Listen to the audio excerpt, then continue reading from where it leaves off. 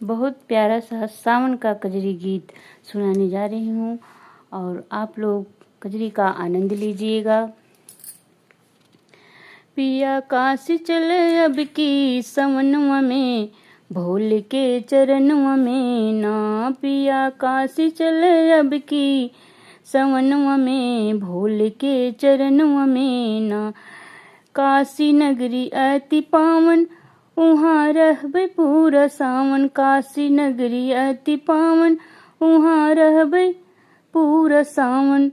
बाबा भर दी हैं, बाबा भर दई हैं झोली बरदनवा से, भोले के चरणवा से ना। बाबा भर दई हैं झोली बरदनवा से, भोले के चरणवा से ना। पिया काशी चले अब की सवनवा में, भोले के चरणवा में ना। पिया काशी चले अब की सवनवा में, भोले के चरणवा में ना।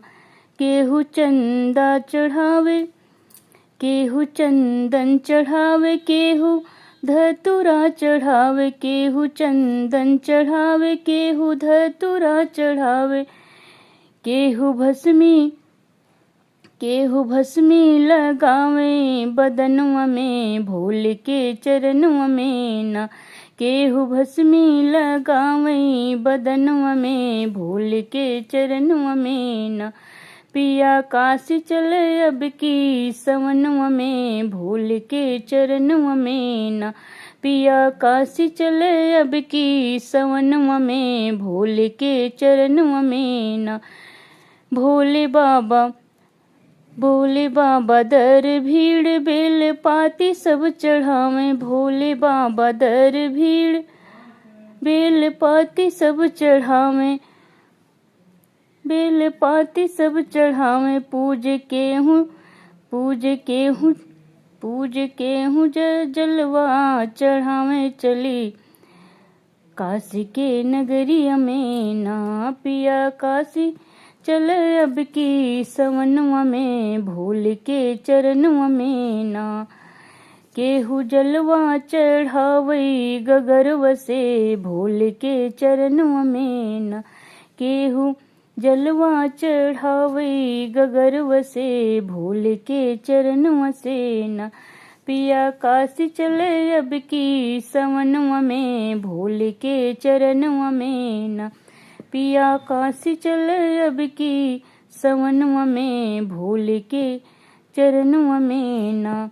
केहू आरती गावे, केहू घंटा बजावे। केहू आरती गावे, केहू घंटा बजावे। केहू भंगिया पियावे कटोरवा से, भोले के चरणवा में ना। केहू भंगिया पियावे कटोरवा से, भोले के चरणवा में ना। पिया काशी चले अब की सवनवा में, भोले के चरणवा में ना। पिया काशी चले अब की सवनवा में, भोले के चरणवा में ना। पिया काशी चले अब की सवनवा में, भोले के चरणवा में ना। मेघ जल बरसावे, कृष्ण मुरली बजावे। मेघ जल बरसावे, कृष्ण मुरली बजावे। भक्त लीन बाटे भोले के भजनवा में, भक्त लीन बाटे भोले के भजनवा में, भोले के चरणवा में ना। भक्त लीन बाटे भोले के भजनवा में, भोले के चरणवा में ना। पिया काशी चले अब की सवनवा में, भोले के भवनवा में ना। पिया काशी चले अब की सवनवा में, भोले के चरणवा में ना। पिया काशी चले अब की सवनवा में, भोले के भवनवा में ना। पिया काशी चले अब की सवनवा में, भोले के भवनवा में ना। पिया काशी चले अब की सवनवा में, भोले के भवनवा में ना। पिया काशी चल अब की सवनवा में भोले के भवनवा में ना। अगर आप लोगों को भोले का कजरी अच्छा लगे तो कमेंट में ज़रूर लिखिएगा। हर हर महादेव, हर हर महादेव।